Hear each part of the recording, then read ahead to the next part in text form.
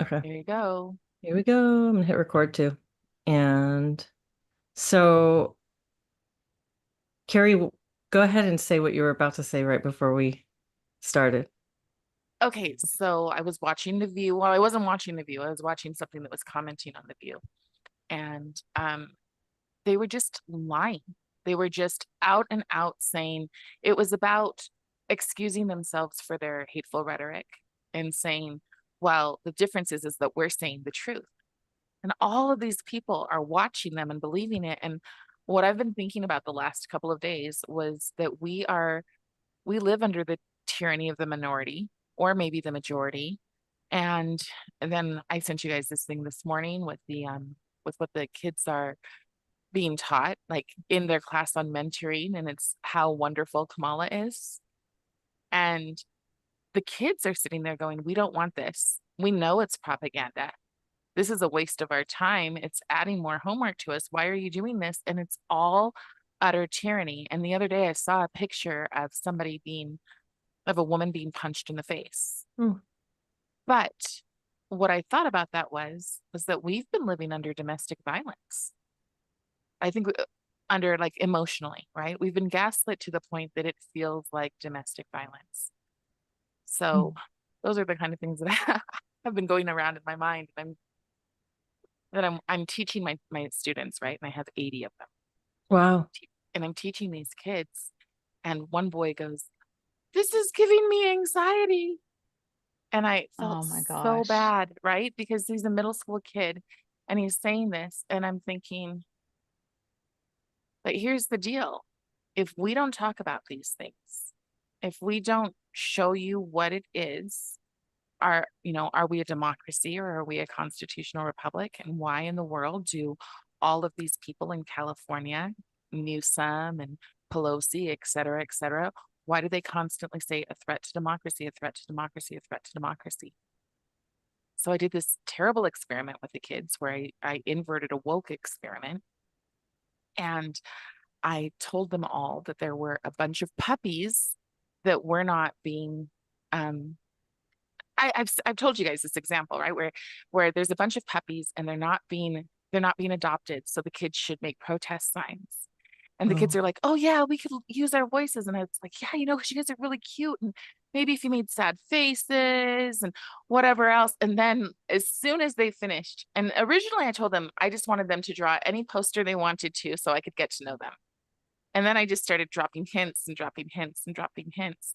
And at the end of this part of the lesson, there was still a whole lot more. But at the end of this, I wrote the word manipulation across the board and I showed them, and they were mad. They were looking at me like, how dare you lie to us? wow. And, but it was important. I think it was important that people understand what's going on because when they're taught to put their heads in the sand, um, they get taken advantage of. And they're, Well, go ahead. do people not understand, or do people understand but are so complacent in keeping their distance from doing anything about it? That's what's going on in my head actually, is Hmm. Yeah. that I feel like there's a lot of complacency because we've grown up, especially the generations that are before us, to just take it for granted that we have freedom of speech, that we have freedom to practice religion, to bear arms, all of these kinds of things that we actually don't. There's never been a time in my life, I can say, up until now, there has never been a time where those things were the rhetoric around they're trying to the one group of people is trying to take democracy, away and destroy it, and we need to fight back and whatever. There's never been a point in time where I felt like that was ever on the line. And that's where I'm like, okay, is it really that we just don't know the depth, or is it really that we are kind of too lazy to actually stand up and say something or do something? It says the complacency component because we've taken it for granted for so many years, decades now. Mhm. I think I there mean, it's might not. be a complacency component, but I also think that people don't trust their intuition anymore. I'm speaking with this psychologist that I've been doing some work with, and one of the things that came up in that conversation was this learning to trust your own intuition and the degree. And she was talking about the degree to which people have basically been taught to not listen to their own intuition, listen to their own reason. And yeah, I think that there's probably that complacency, but I think that that example that you gave, Cari, that's a pretty cool teaching tool. You know, if you afterwards are talking with them about at what point did you start to wonder, where is this going? And so that's really cool, because it's kind of like putting people through the Ash conformity test and then breaking it down for them afterwards and teaching them to trust themselves instead of demoralizing them, showing them how, you know, you felt this at this point and you felt this at this point and you questioned here and you questioned there. And that's normal that you did what you did. It's normal that you reacted the way you did. But if you go back and do that again, how could you react differently to trust yourself more and to not feel that kind of pressure to go along with something that you suspected wasn't right? Right. And I praise the kids who there were like 2 in the classroom who did not do it, and they stuck with drawing their poster. And I said, even though I came around you and even though I changed my voice from being happy teacher to, oh, be so sad. Wouldn't that be terrible? You know, and as they're listening to it, and I'm like, but this is the reality. And the problem is that it's very easy to manipulate a huge group of people to do that. And then they get to control everyone else. But back to Christine's comment, or question, I was watching your video this morning with the gentleman that you talked to a lot, and it was about the culture. I'm trying to think exactly what it was, but was it on mine or on Christine's channel? oh no, it was on yours, Leslie. Oh, with Andrew Hart's probably. Yes, with Andrew Hart. Mm-hmm. Okay. So I think that we've gotten, many people have gotten past complacency, and now they're in a place of fear. So at first they were like, if I stick my head in the sand, it's going to pass me by. It's going to pass me by. And now I think people realize this is not going to pass us by.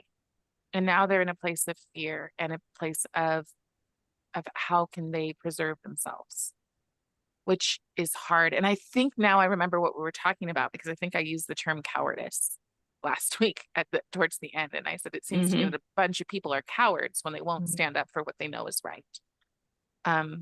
I still think that. I still think it. I know what they feel, because last week I went and spoke at the school board meeting, and the way that it's arranged, they're all up above you. They make you feel very small. They don't answer you. You just talk for, a couple of minutes and they just stare at you. It's hard. It is really, really hard.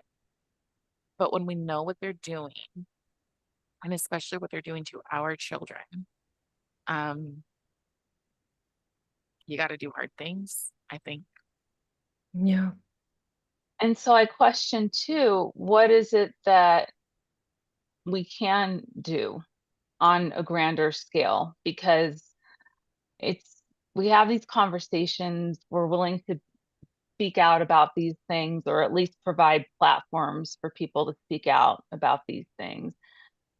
At the same time, it seems as though the capture of the ideology is so widespread, so deep, that change doesn't happen that much, even on a local level.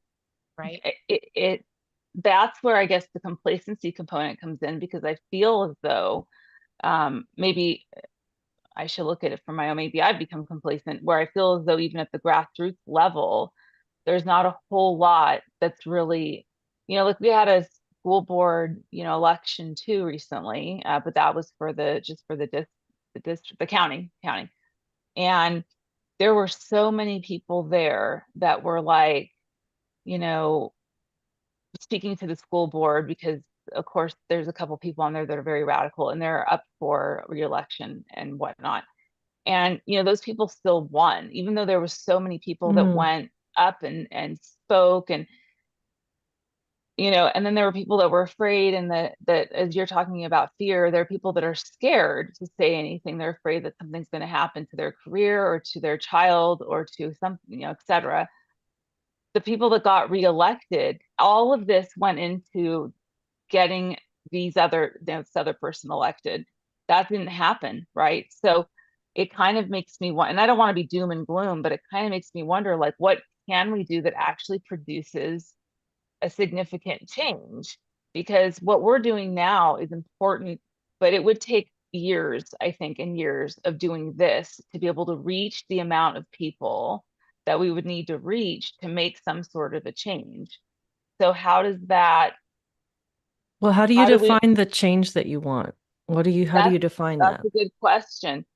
To get some of this ideology out of the schools and go back to teaching more traditional classes, more traditional, Mhm. like history, things like that, and getting rid of the SEL, the social emotional learning. Mhm. That would be That's a really specific ask. Yeah. yeah. I feel more like the first thing that we have to do is heal people. Because if you feel like you have been punched in the face for years and years and years, and every time you fight something, you feel that here comes another, what I've called it as a hydra, right? So you fight one thing, you get people to recognize one thing. Many people recognize now that SEL is the disaster that I've been saying. SEL is a disaster, Mm-hmm. and now Mm-hmm. people all over like my state are realizing it. But people are broken and they have been taught that they are alone. We're living in repressive tolerance. The new movie Am I a Racist came out, and Mm-hmm. here it is, theaters are dead. In California, in Canada, liberal places, theaters aren't dead. But here, when you go watch it, the theaters are dead because it's uncool and unacceptable to watch something so immoral, Mm-hmm. right? And I think that we have to find the people who want to go. So I brought a group with me to that movie, and every time there was a joke, and this is real. This is true. It's not racism. It's just, I don't know, maybe it's bias or there's an uncomfortable, but every time there was a joke, I would see people looking at me like, how are you reacting to this? Right? Do And I I have feel like, permission to laugh here? Yeah. exactly. I feel like I have to be that person, and that sucks. But oh well, Mhm. because again, they always use the term do the work. Well, it is work to fight it. But I think the thing that we have to do is find the people who are demoralized. And we have to recognize that's many more people than who speak up. So we need to find Mm-hmm. the people who are demoralized, and we have to give them, first off, community. We have to Yes. not talk about anything except for just be kind to people who aren't judging the second that you walk into the room. Mm-hmm. Mhm. And the tricky part about that is that because we're in a time of such abuse, there are people who will infiltrate what we're trying to build. And so at the same time, you're not judging, you're totally judging because you're checking the boxes and making sure that this is not a person who's here to tear you down from inside, which is a hard thing. I mean, it is very dark to know that people are like I that. think it's just been so long. That's the thing. It's like the frog boil, and finally now Yes. the frog is dead or trying to jump out of the boiling pot or whatever. But the Yes. frog boil, I Yes. think, has been going on for so very long. I mean, I was having a conversation the other day with kind of a family member of mine, after this, second assassination attempt. I'll leave it Yeah. there. And she was saying, I don't understand why he doesn't just say, forget all this. I have a ton of money and I'm older. I'm going to just retire and travel the world and, go enjoy my life and enjoy my family. I mean, that's what I would do. It was Right. the comment. And I don't know that that's a complacency comment. Um, I feel like that's more, well, maybe it is a complacency comment. I don't know. I guess it depends on how you view um, Trump's ideas or his reason for running, I suppose. That would help determine whether or not that was the complacent thing to do for him. But I I mean, in some ways I sat there and thought, well, gosh, that's what I would do. And here we are talking about all of these issues, but that's exactly what I would do. I would retire and I would enjoy myself and I would enjoy my money. And I'm going to admit that. And I'm sitting here trying to, spread the word and all of that Yeah. stuff. You know, Right? it's interesting. I guess I don't really think there's anything wrong with that. In fact, I think that that's probably like when we're talking about complacency, what is I now I want to look up that word and see the etymology of it. Mm-hmm. Because being content with what one has and with one's circumstances, if that's what that word means, that seems like a thing that if we all were trying to do more of that, we'd be better off. It's not the complacency that I see as the problem as much as the low information, high opinion issue, Mm-hmm. My like, husband says that all the time. oh, Yes. really? That's funny. Yeah. I was just listening to this interview that Brett Weinstein just did with Del Bigtree, who Oh has this. yeah. Do you know Del Bigtree is? Yeah, he's Okay. fantastic. Yeah, he's got this show called The High Wire, and Yeah. Okay. they came out in, I don't know, 2017-ish, and it was like a breath of fresh air for a lot of the people who'd been really struggling with childhood vaccine injury and with issues around talking to other people about vaccines and like why I'm choosing to either go on a selective schedule or delay vaccines or skip them altogether for my kids. And there was a lot of contention around this issue. And what you find is that most people have this really cursory understanding of what vaccine, immunology, science, whatever, the whole project of mandatory childhood vaccines. They have this really cursory, low level understanding of it, but they have a really high level of emotional attachment and opinion around it. Mm-hmm. And this is so frustrating for people who've had to learn a lot about it. It's not, it would be one thing if you would try to talk to somebody about it and they would express curiosity, but not really care that much. Like, oh, Sure. wow, interesting. I never looked into that. Wow, I learned something today. All right, more power to you. Whatever, kind of that like I'm not going to do anything about it, but I Mm-hmm. wasn't that aware. But what you usually find is I don't know that much about it, but I have an extremely strong opinion about what you should do about it. And so I'm not so sure it's the complacency that I have a problem with. Mine is that That's a good point. mine is that it's continuously mandatory. And I think Mm, that that's where the classical liberals who want to be able to live and let live, that's where we end up going, wait, these people are not asking us to be empathetic. We need to be super clear about that. They are forcing us and our children to embody what they want, even if that means mutilating our children. I mean, well, anything. but they'll say, seatbelts are mandatory. Are you Mm-hmm. Sure. having a fit about that? Mm-hmm. Big But they'll difference try than to cutting off. equate it to a benign intervention. Right. Mm-hmm. Mm-hmm. Right. And we just have to look at them and be able to see what the tactic is Hmm. and just go, Hmm. you know what? That's not worth engaging with because we know what you're doing. One of the things they're working on now is saying that, so in Utah we have a caucus system for voting for people. And Hmm. they're saying because certain people couldn't get there, and that even having a caucus is unfair to disabled people. Hmm. So the thing is that Wow. caucuses are always in schools, which are actually accessible. But anything that they can use, they will use. I've seen where they've said that being black and being disabled are the same thing. It's not. Hmm. But they've used those circumstances. Even what we were talking about before with the one that said that reading to your children, Hmm. right? Reading to your children is oppressive. Okay, well now it's a silly idea that many people are like, what are you, what are you talking about? How long before they force that on us? Hmm.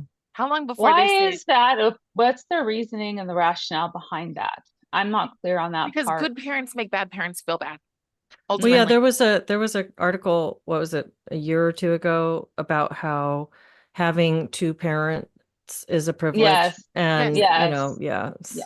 it's But ridiculous. there's everything. There's having more than one car, having and that's the thing. And I believe that that's where Donald Trump stands and why he doesn't walk away. I've been fortunate enough to meet people who are in his circles. Like I know you were talking about Tucker the other day, Oh right? yeah. And I've seen these people, and all of them could walk away, and they're wealthy enough that their lives would be fine. Mm-hmm. But they're people who have, in my opinion, they've got principles, and they Mm-hmm. want for their children, they want them to be able to have legacy. And I don't mean legacy of wealth, I mean a legacy of freedom. Mm. Well, We're maybe. listening to people like Kamala say things like free speech is a privilege, not a Mhm. right. And our kids are being taught there is no such thing as inalienable rights. Mhm. This is stuff that they're being taught. I don't care that they're being taught it. I care that they're being taught it as fact. Mm-hmm.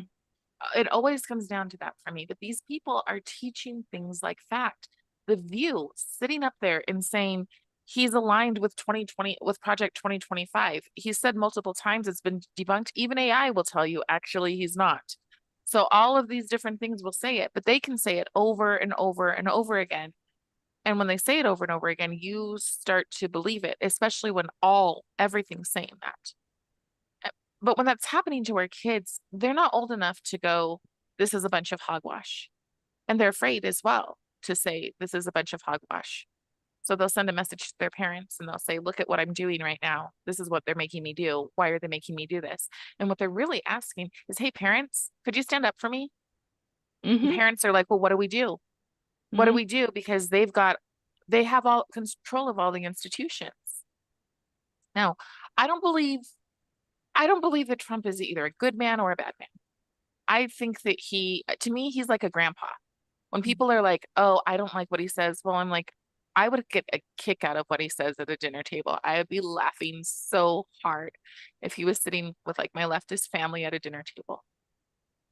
But what he said, and the thing, and what we get here a lot of is, we're not voting for a criminal. Hmm. Okay, but he's the only one They're who's all being criminals. Exactly. Well, they're all criminals. That's exactly Exactly, what but I was he's the gonna only one who's say. being held account That's right. for it. Mhm. So they've done all sorts of things, but he's the only one. And the things that they're accusing him for are minor compared to what they're Yes, accusing compared to him of. I'm like, I'm sorry, but if you've got a cat named Vagina, I'm not likely to believe you too much. Sorry, What? Beth. Oh, the woman who accused him of in the her cat's name is literally Vagina. Oh my oh my gosh. God. And you just sit Okay. there going, Wow. you just sit there going, what? And she talks about how most women have our fantasies, et cetera, et Oh cetera. yeah, yeah, You know, yeah. and you're like, if you have any common sense, for me, I go, he's 77 years old. He's never been guilty of anything before. And I do think that if he were to walk away, they'd probably leave him alone. Suddenly Of course everything they would go would. away. He doesn't walk Well, away and he yeah. doesn't win. And the way that they treated him before he became persona non grata, it was Yes. like he was on the talk show circuit. He did Saturday Yeah. Night Live. Everybody Yes. liked him until one day they didn't. And then he was Yes. literally Hitler. And I think So, how I look at He him, was on The View at least was he? once. oh, I Yes. know he was on Oprah and she asked him And to he was run. on Oprah too. Oh, He really? literally asked him. Oh my Yeah. gosh. But now Yeah. he's But been evil since the beginning of time. he was Right. a Democrat though for most of his adult life. And that might have been why she told him to run at that time. And Mhm. this was years and years ago. He changed parties. Yes. No, I honestly think, as I've said before, that there are some people who are so obsessed with Obama that controls everything about them. Mm. And I think that that's what happened to her. But I was listening to a religious podcast and they were talking about Oprah's religious beliefs and how like they're tied into like WEF stuff, whatever. Mhm. But she said, and Trump's aren't too far off. And Mhm. she said, but that's not a Mm. conversation people are willing to listen to. And I was Mhm. like, I, I, I Yeah, I want to heard know. somebody saying Sure. recently that he was a CIA asset, and I wouldn't, I'd believe any of it. I don't know. I mean, I'm At this not point, at this point, the I don't politicians are care. the least credible people around That's for Well, me. right. and the press. Right. Yes, And that's so right. at this point, it doesn't matter to me, except for the fact that these people who are saying, like, she stands up and says, I'm going to be a president for all. Please don't. I don't want your policies on my all. I want small government.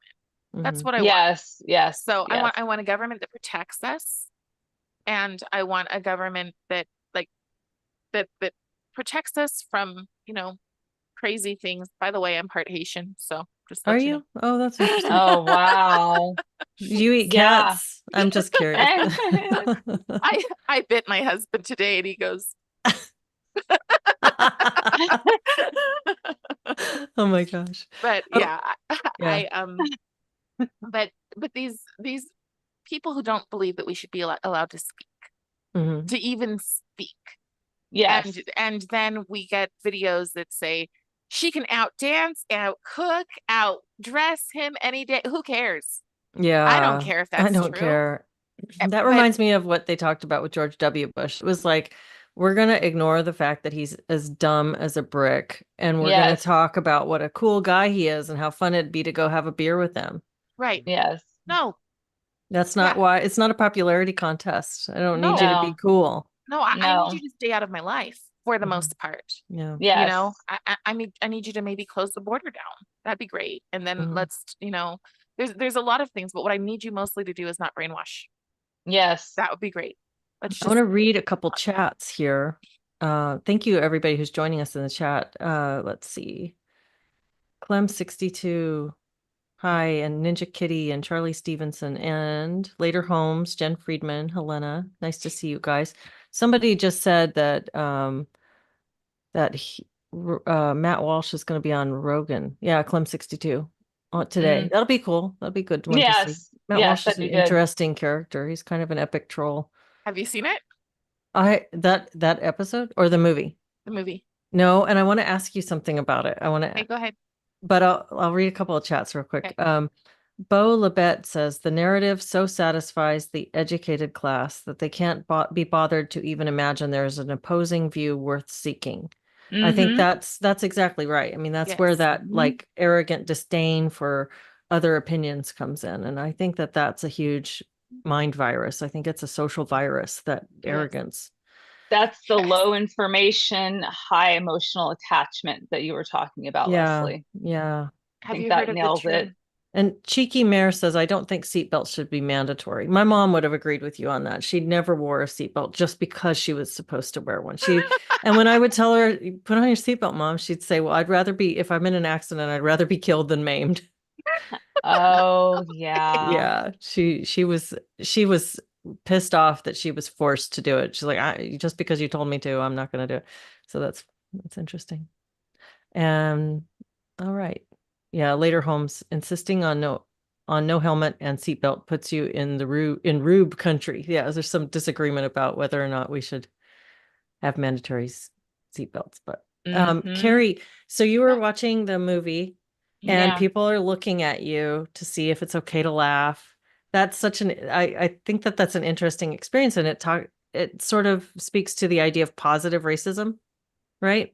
Right. I wonder what your take is on that, because I'm gonna, when I remember being a little kid, maybe first grade or kindergarten or something, and we must have done a unit on Harriet Tubman and the Underground Railroad, and I remember being like filled with this. This must be how they start. This must be how white guilt starts or something, because it was like, wow, my feeling was Black people are so amazing and they've been through so much, and they're these survivors. And I was instilled with this like awe, like these are really Right. like sacred, cool people in every way. And so, there's that there's that thing in American culture where there's a lot of, at least when we were growing up, who was cool?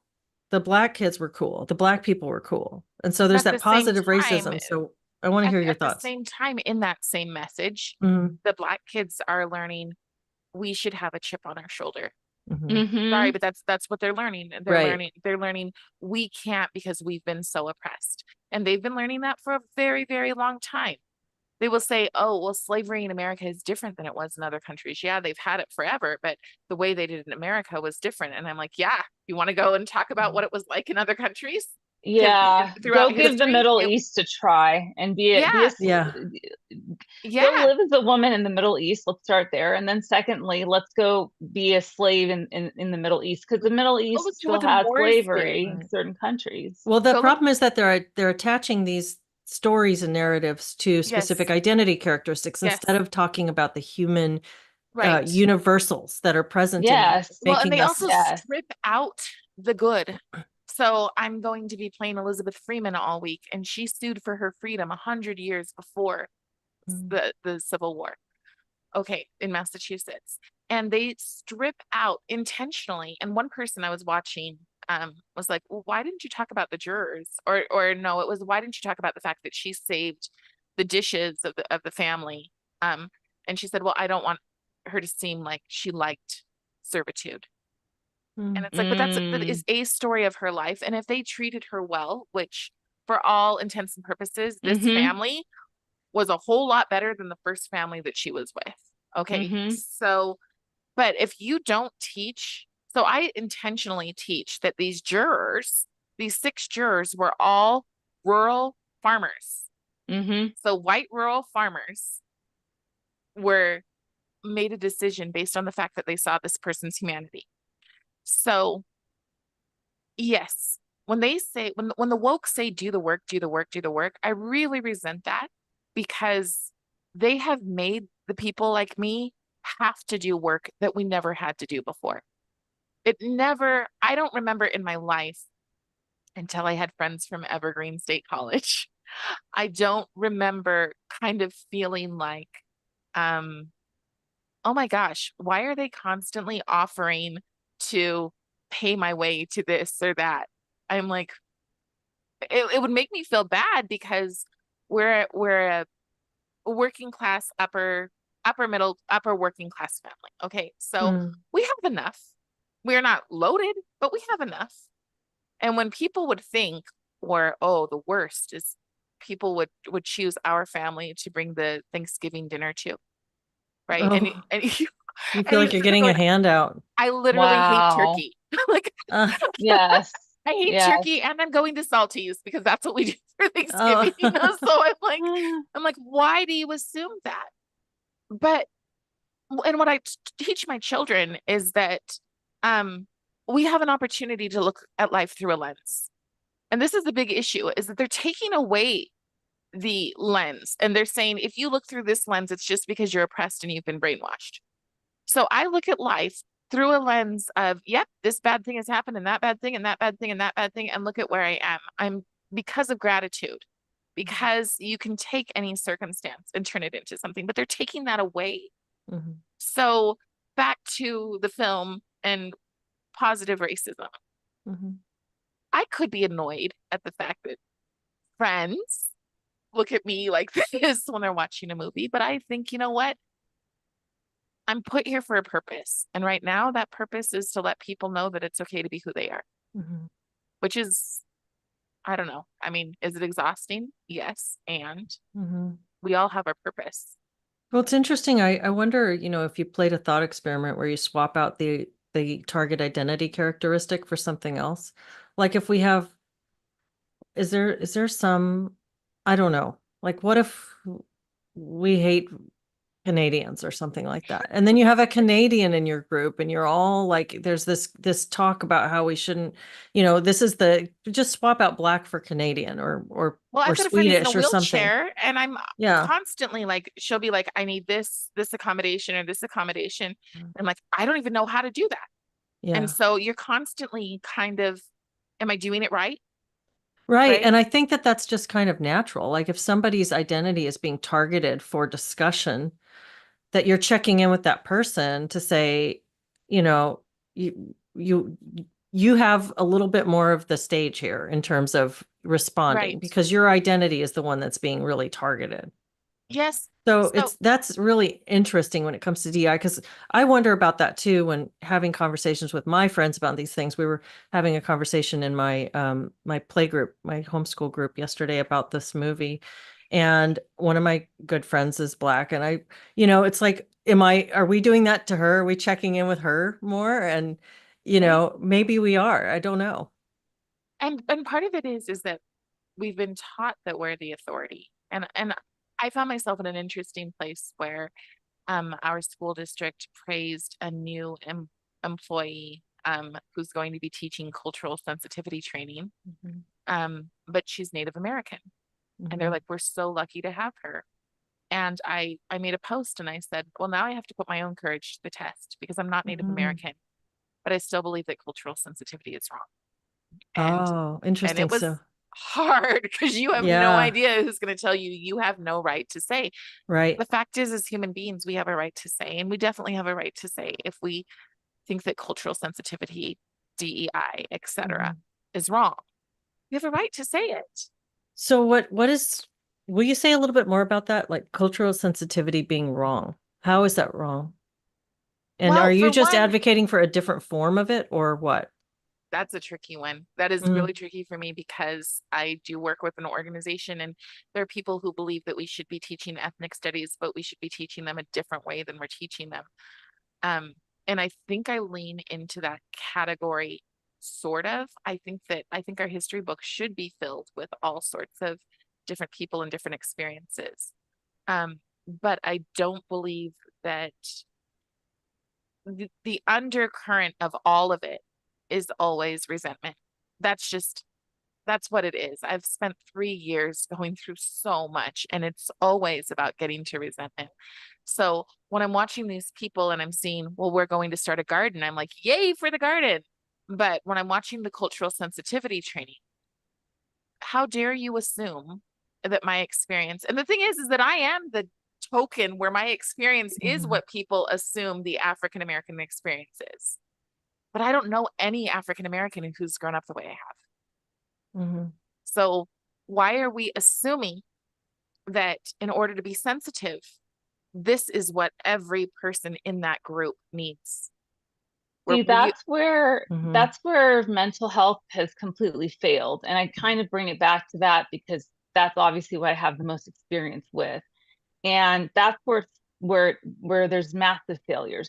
Because the original idea, and I think I've said this before, maybe even on this show, but the original idea of being culturally sensitive or culturally aware, cultural competence is actually what they used to call it. I don't know if it's still called that. Yeah. The idea was that you asked and you explored and you got to know somebody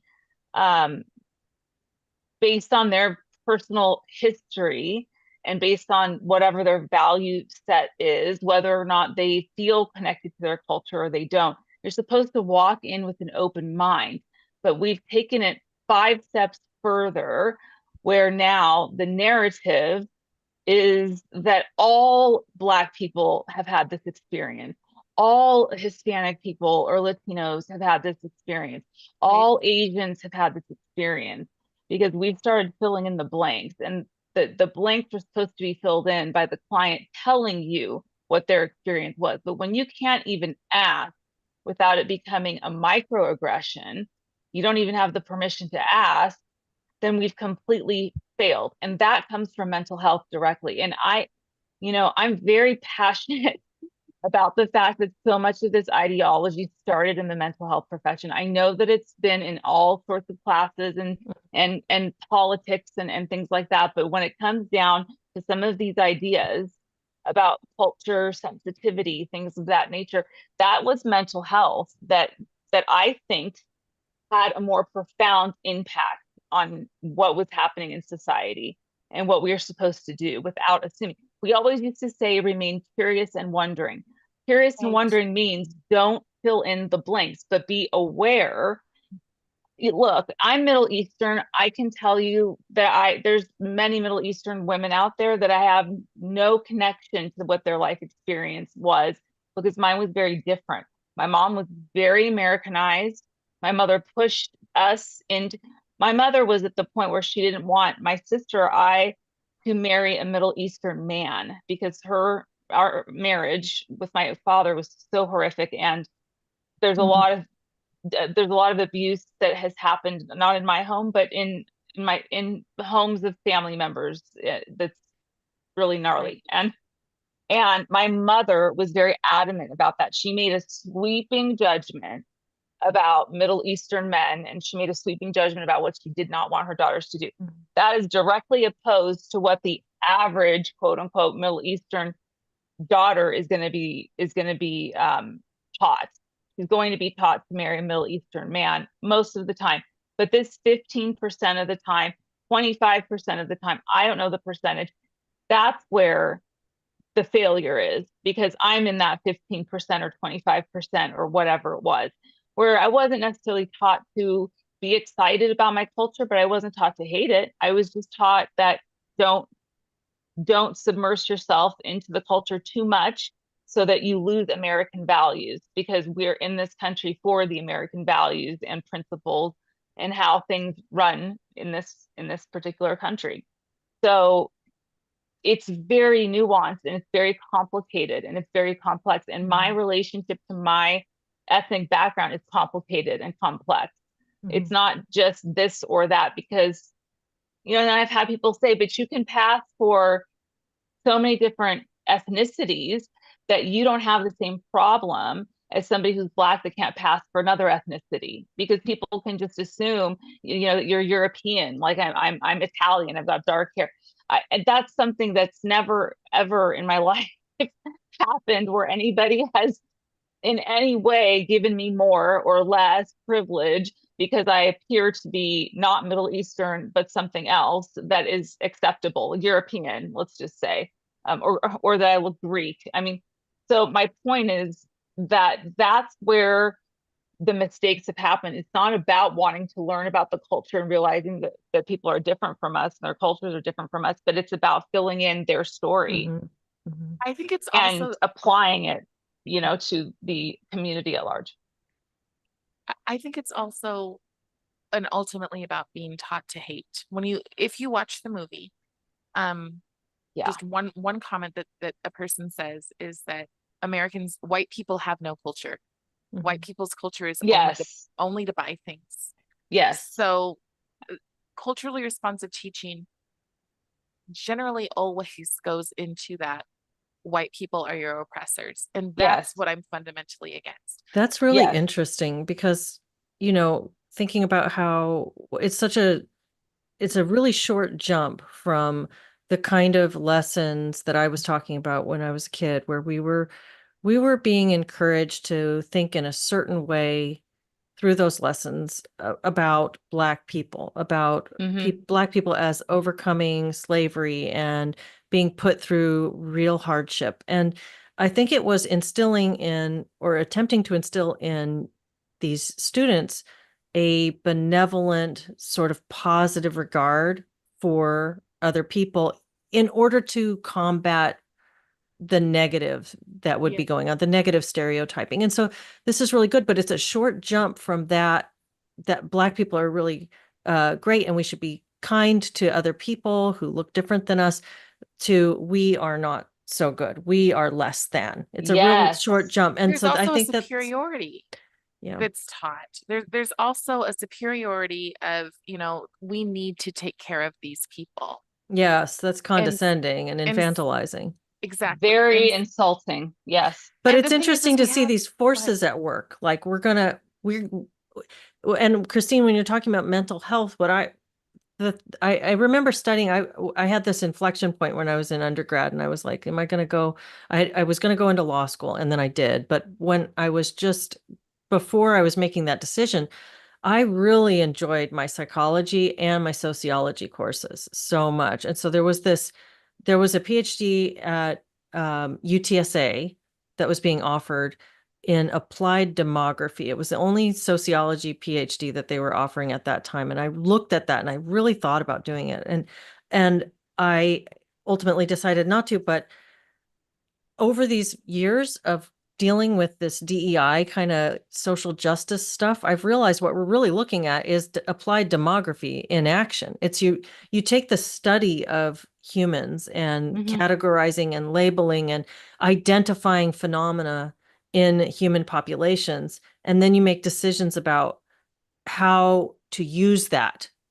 How do we use that study to change and shape human behavior?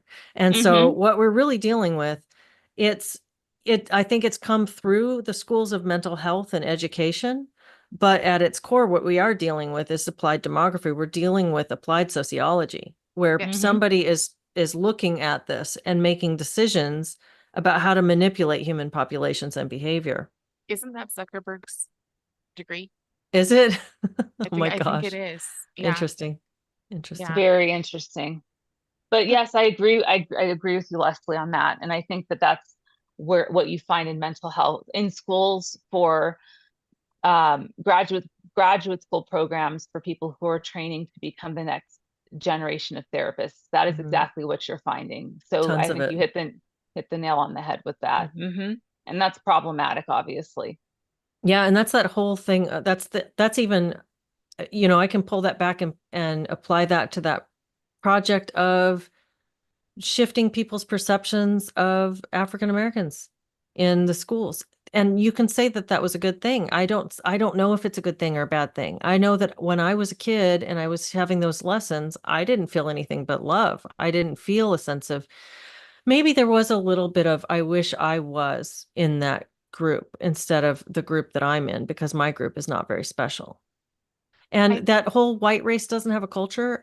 I'm interested in more of your thoughts on that, Cari, because that's been my perception. That was what my argument to my mother was the whole time I was growing up. She and I were on different sides of this conversation, and I would say, yeah, there's no white culture. There's no white anything. That's like invalid. That's just commercial. That's Hallmark culture. What are you even talking about? And honestly, it kind of is, because white is a fiction. It's such an amalgam of different things. So you can't tell me that because I look more like a Danish person than a person whose family is from, their roots are in Haiti, right? I look more like the guy from Denmark or the girl from Denmark, but our culture has nothing to do with each other. And I have way more in common with Black Americans than I have in common with someone from France. Right. So I don't know what culture. white culture means. I don't know what white culture is. But okay, so when they say white culture, they mean American. They mean to dismantle American culture, right? And America does have a culture. We have a culture of, but it's not white, is it? It's American. It's American melting pot, right? The bad word that we're not supposed to say. That's right. But that's the same thing about me.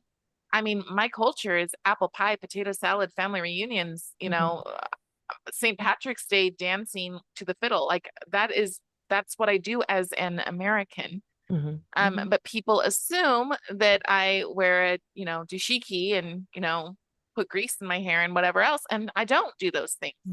And to assume that about anybody, like, do you not take any part of your culture? Like, because I'm proud of the fact that I'm part Irish. I like being part Irish. I also, from my fantasy version, because I don't know my father, I like being Haitian, except for right now. But yeah. But I want to go back to the whole ethnic studies thing, because the difference is that what you didn't learn back then, you could have learned to respect the intelligence of African Americans, but instead you were taught to see the victimhood. Because just 10 years after Booker T. Washington was a slave, he was doing Latin and Greek in his schools, and he was teaching people to achieve, and there were doctors and there were lawyers. But instead we go all the way back to, these people. Well, there was hero worship though with Harriet Tubman. I mean, her story was one of the big inspirational stories that I learned as a kid. Like, this was an American hero.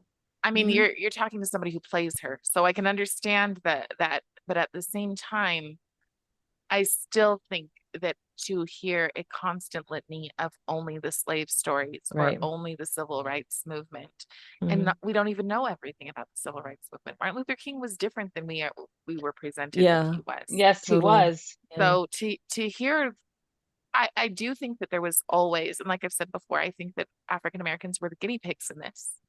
And even now, if you don't think that a culture of people who have been taught to hate and that have been taught that it is okay to say the most nasty and vile things, if you don't think that that's against them in the end, the first people that people are going to be okay with getting rid of are going to be the people who call them terrible names, go after their jobs, cancel them in every possible way, physically harm them, all because they can, because for the last 4 years, society has told them it's perfectly fine because that's your language of oppression. Mm-hmm. And so yeah, it's going to reach a breaking they're point. intentional, and I don't think it's very far off at all. Mm-hmm. So can I say one little thing about Tucker though? Yeah. There's one thing that he said that I thought was really profound, and I talked to my class about it. And that was, he said, it's not people who believe in God that are dangerous. No, you can agree with that or not. There have been people who've done some pretty horrible things in the name of God. I don't Mm-hmm. personally think that that's what Mm-hmm. he said it's people who believe they are God. Mm. And that to me was what we're facing. That's this tyranny. These people believe that they can shove every one of their ideas down our throats. Yeah. Even ideas that we can look at and go, common sense says that's a stupid idea. Common sense is sending people to work and making them not be less productive and be afraid of each other is not a good thing. Common sense says But that's all completely engineered though. That's where we go back to how did we yes, get here? because That's they think they're gods. Yes. But is that not what we're doing every time we think that we know better than someone else, what they should do in their life? I mean, the urge to control other people and their behavior. I don't have an But I urge think to, I want people there's to a leave me alone. payoff. There's a payoff for what they're doing, right? There's a payoff on a global scale for what they're doing, whether the payoff is to have complete and total control over people's assets, their money, their finances, their homes, etc. BlackRock, I'm sure you've all heard, has gone and bought up, many buildings and homes and whatnot. So it's becoming harder and harder in general to become a homeowner. I mean, the generation right behind me, even my generation, it's it was almost impossible to be able to afford to buy a home. The people behind us, it's going to get worse and worse. So there's an agenda because they earn something. These people that are playing God, they get something in return for it. They get power and control, but they also get a lot of other financial gains and things of that nature. Why is it that most of these Congress people, or a big portion of them, are very wealthy when the pay and the salary to be a congressperson is very low? Even people that, and I'm talking about not people that had money before. I'm talking about people that went in that just, were had a normal job, whatever, made a decent living, and they go to Washington. Why is it that they're all multimillionaires? I mean, there's obviously a reason and a way that happens that we're not privy to. But I think keeping that agenda in mind and control and power, it helps people not look at them. You look the other way. You look at your sworn enemy, who they've told you is your enemy. And in that regard, you're not paying much attention to what's happening over here. They're giving you instructions and you're being brainwashed by them, and you're the foot soldiers for their agenda. That's what we all are. We're out there being the foot soldiers for their agenda. And their agenda ties back into money, dominance, global dominance. I mean, this is not just happening in the United States. That's what people have to understand. It's happening globally. You have all these countries in Europe now that are out protesting and having all sorts of different movements because this has spread. It's not just something that is part of American culture any longer. This is now changed. It's shifted global culture. Well, I'll say at least of the West, at least the culture of the West, which includes Europe. It includes all those people in Paris that were out protesting when, I don't remember what it was that was happening, but they were protesting against, some policies and things that were They're destructive for protesting them. against Islam taking over the country. That's one that's current. Yes. And they have been, I mean, during COVID, people were out in the streets, being protesting against the lockdowns and the restrictions and all of that. But and now they're worried about, it. So I guess I think I lost track of what I'm saying, but the point is, it's not it's no longer in a vacuum. We don't operate in a vacuum the way that we used to as the United States. We used to set the example, and we were the mark of freedom. We were the mark of prosperity. And now that's just not so much the case, I don't think. Hmm. Hmm.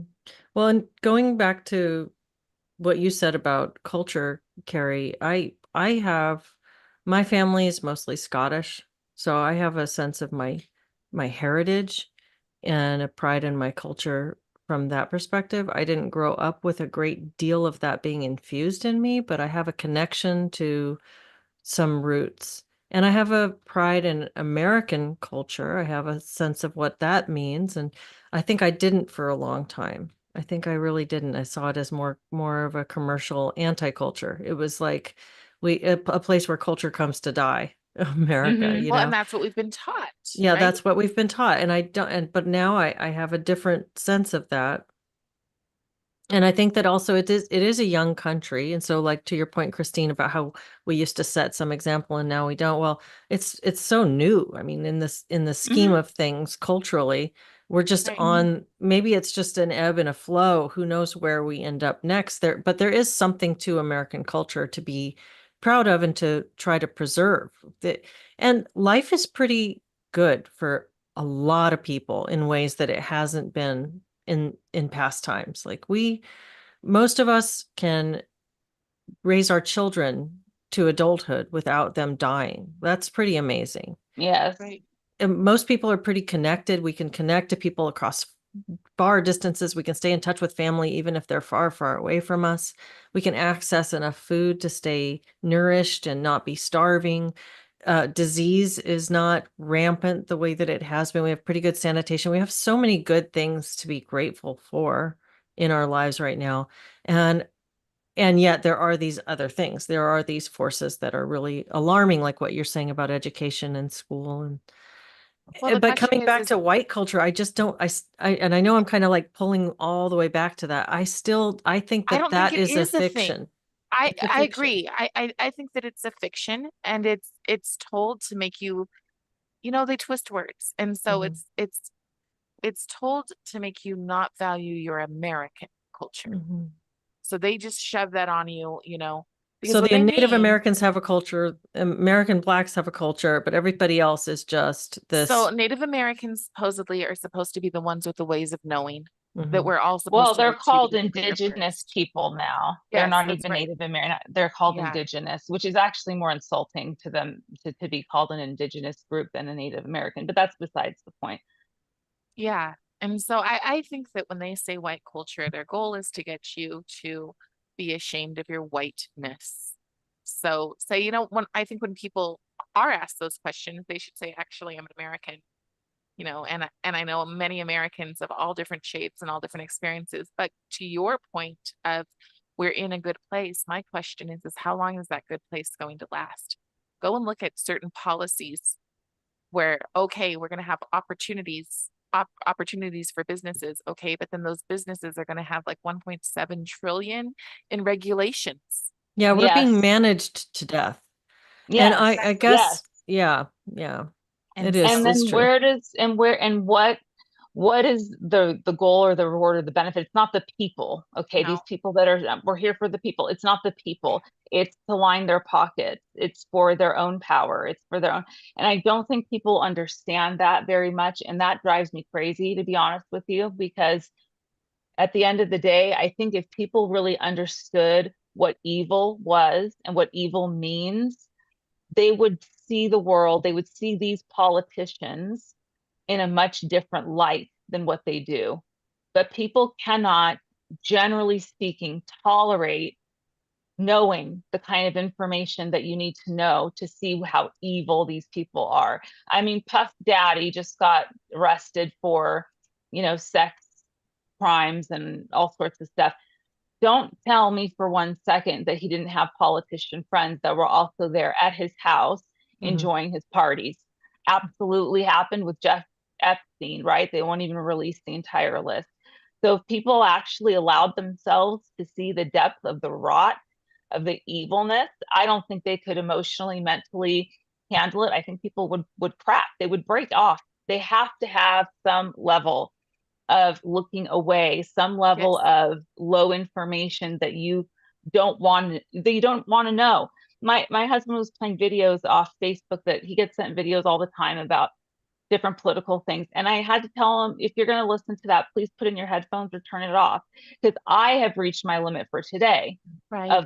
Of listening to the evilness. I cannot take any more today. Now, and I'm somebody who's open to it and who came out and wanted to speak out. So think about the average American who just wants to take their kids to school, you know, pay their bills, have a nice life, go on a vacation once a year, etc. They, knowing that evil is what is giving you permission or taking that permission away from you is too it's too It's heavy. it's too heavy, it's too painful, it's very dysregulating and destabilizing. So I think in a lot of ways there is a component of defenses that we have, that we imply, that we kind of sort of take on in order to be able to live and have all of these things that the American dream promises, or be involved in American culture in a way that it remains the same and doesn't change into disappearing altogether, because that's what's happening. It's disappearing altogether. But we cannot tolerate that kind of knowledge of the evil, I think, on a whole, on a greater level, maybe in doses, but not all at once, or people would just crumble. They would crumble. Yeah, it's a lot to take in. And it is a lot. I wonder about that too, because I think that to some extent, the solution for a lot of these mental and social patterns is coming back to what's real, what's right in front of you, and focusing less on those things outside of ourselves. So there has to be a way to find balance with how much attention you're giving to the big picture issues, knowing enough, and maybe not wading into things until you have done enough research to really understand this issue. And you've given a real listen to all sides and all perspectives, especially when there's something with two sides. I mean, the low information, high opinion thing is such a problem. So Yes. maybe adjust your opinions to be proportionate with how much information you actually have, but then spend more time on what's closest to you and what's most important to you, your family, your friends, your garden, you know, coming back to center, coming back to who you are and what makes you important, Yeah. because otherwise you're kind of form without substance. You're just it's like these kids that are being taught to be activists. Well, an activist for what? Like for whatever we point you at, or you just like a gun that we can load with whatever we want and point you in this particular direction, but you have no substance yourself. And that's kind of, I think part of the erosion of culture is that it's this culture of Karen, this culture of you just need to be busying yourself about telling other people what to do. I think that's a huge part of the problem. And I'll read a couple more chats and then maybe we can wrap up with final thoughts. Clem62 says, I am Neanderthal. I think we're talking about culture here. Clem, do you have an occipital bun? Because that's a Neanderthal characteristic. I have one in the back of my head. If you feel back at the base of your skull, if you have a little knob there, a little bony knob, that's a Neanderthal characteristic. Oh, I And had no idea. do you have, I who don't has have, one? I No. do No, not. I do. So maybe I might be more Wow. Neanderthal than you, Clem. Wow. And let's see. Read a couple more. Ninja Kitty. We're having conversations about the Haitians and the immigration, and that's pretty interesting. Oh, later Holmes. I think my wife decided to leave when I told her I'm against activism. Wow. I'm sorry if that's true about your wife, Oh, but yes. yeah, that's yeah, it's terrible. Well, I had couples, I mean, you know, just practice when I was a practicing therapist, we had couples that broke up over the one voted for Trump and the one voted for Biden. It was, so this could really have happened to this person. I don't know if this person's being sarcastic or a little cheeky, but if it's true, that's something that's happened to several other people, which is really sad. I can see it's happening on both sides though too, because it gets so exhausting and it's so consuming to be in the fight. Like that's a word I'm not a violent person. So to say fight feels weird, but I do know that like, I do know at my family dinners, people are like, you want to stay away from that subject, and sometimes I do, but most times I don't. Most times I'm like, no, because this is the only opportunity I have to talk to the kids. So I'm going to talk to them. But well, and in my previous family dinners as well, even growing up as a child, I mean, a good 80 to 90 to 95% of my family are Republican and are Trump supporters, by the way. And I'm not a white person. I'm a person of, I don't even like saying of color, but I'm not white. That much I know. And my family, half of them who have heavy accents still, are Trump supporting and Republican because they believe in the values of that party. They believe in the values that Trump stands for more so than they do the Democrats. They're small business owners. They want people to stay out of their lives. They want small government. It's all of the things that supposedly Republicans stand for. So making an assumption, I had a therapist once who said, I just if your husband, he was my boyfriend at the time, if your boyfriend voted for Trump, I don't think I'd be able to treat you. And so oh my gosh, she I said that left. to you? It was a male, and Oh I my left. gosh. I This left. I is mean, ugh. yes, I left. I didn't leave right away, but I did. I got to a point where I thought, this is not any Wow. good This is for me. they're so So blind to their own again, bias. yes. yes. And an assumption that because I'm a woman of color, quote unquote, with somebody who's Jewish, that his family or his, friends who are also Jewish would never vote for a dictator like Trump. We're under a dictatorship now. We were not under a dictatorship around when Trump was in Well, office. it's like one of those, isn't that one of the hallmarks of groupthink is Yes. when you equate your opinions with good and the other opinions with evil. That's one of the places where I'm trying, like your politics, your sociocultural, like there's something, there's a value set that underlies all of these more superficial things. Like I'm going to vote for this guy or I'm going to vote for this woman or whatever it is.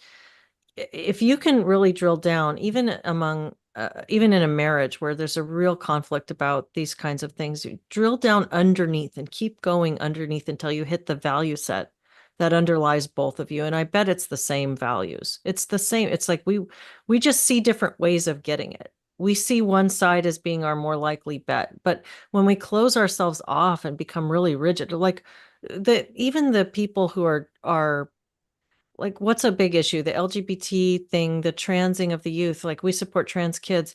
We have to be able to recognize at some level that there's a miscommunication happening. There's a misunderstanding happening because a lot of these people, even these teachers, like the libs of TikTok teachers that you see that are so derisible and so we can just mock them and think that they're ridiculous and look at how harmful they are and how homeschool your kids now? How could you put them in this classroom? That's true. But they're probably doing it because that's what they think they need to do in order to be a good person, because they love the kid, because they're being loving and compassionate. They're just not thinking. It's low information, high opinion. They think that the trans kid is a real thing that needs to be solved, but they're not thinking about the long-term life of this human being and the consequences of performing permanent changes. I mean, I really do think that a lot of even the people we would position ourselves opposite, if we're to have a real conversation that drills down to the values level rather than, political opinions, we'll find more common ground than not, more often than not. And that's where you sound like a therapist, Leslie, which I love. I love. But that's true. And that's what FAIR, when I was working for FAIR, stood for, was let's keep drilling down until we find that we have more commonality than we do differences in what we want. Anyway, I know we were supposed to wrap a while ago, but so I'll zip it. Yeah. Oh, yeah. Spencer Mountain says, what? You dodged a bullet on that crappy therapist. And Jen Friedman says, left and came back. Glad to come back to the continued conversation. Love the three of you. No comment on anything in particular. Thank you, Jen. I'm glad you're here. And Clem62 does have an occipital, or he, I think you're a man. I can't remember. It says, I do have that. Yes. Never knew. And Troll with a Purpose says, I do. And says that also has a bit of brow ridges going. I don't know if I don't think I have a lot of Neanderthal brow ridge, but I'm glad you've got those strong characteristics. Go Neanderthals. I do. Wow. Fascinating. Well, thank you for joining us for this conversation, everybody in the chat. And thank you, Christine and Cari. And do you have any final thoughts or words that you want to wrap with? Cari, did you have a final? I was just thinking about what I cannot give people all the credit. So we're about to go into to the book club and covering the clearing of the American child. And the fact is that some people that get into education, some people that get into these really do not have good motives. They really do think, oh yeah, and so I'm just careful to hopefully be gracious, but also to not be naive, because I think that we can give people more, I don't know, almost more grace than they deserve sometimes. Yeah, and that's well said. And I think that it's important to keep that in mind. I can be a bit of a Pollyanna sometimes, but I think that it's good.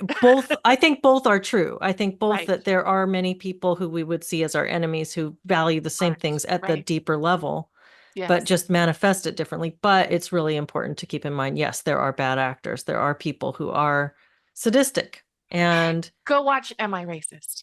Oh, I will. I want to. And speaking of book clubs, I wonder if the two of you, I don't know, I would like to do a book club or a chat anyway, maybe a debrief on a couple of books that I've been reading. One I just finished a couple months ago and I loved it. It was Chaos, Charles Manson, the CIA and the Secret History of the 60s by Tom O'Neill. That was a really good book. And it goes into a lot of, it's really quite an amazing book. He really did his research on this and the amazing piece of journalism. And the other one, I'm holding it right now, but it's this one, Takedown. It's Inside the Fight to Shut Down Pornhub. And this I'm reading right now. I'm almost done with it. It's Lila Micklethwait, and it is written very well.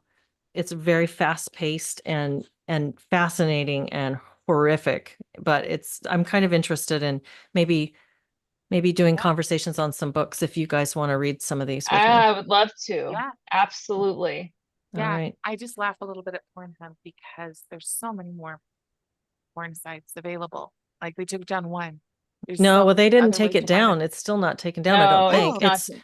It's the fact that it's so big, and it is the site or the company that is responsible for the advent of online streaming porn. And they don't do age verification for their uploaders. And it's just, apparently it's just chock full of child sex abuse and rape and just horrific stuff that people upload and monetize. And then Visa and MasterCard and Discover are, in cahoots because they're allowing people to pay through their processors. I don't know where that's at now. They have gone back and forth over pulling away their payment systems and then allowing them to use them again.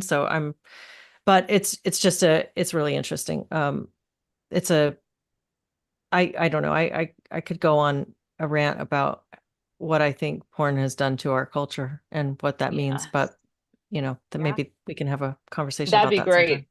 Yeah, that would be great.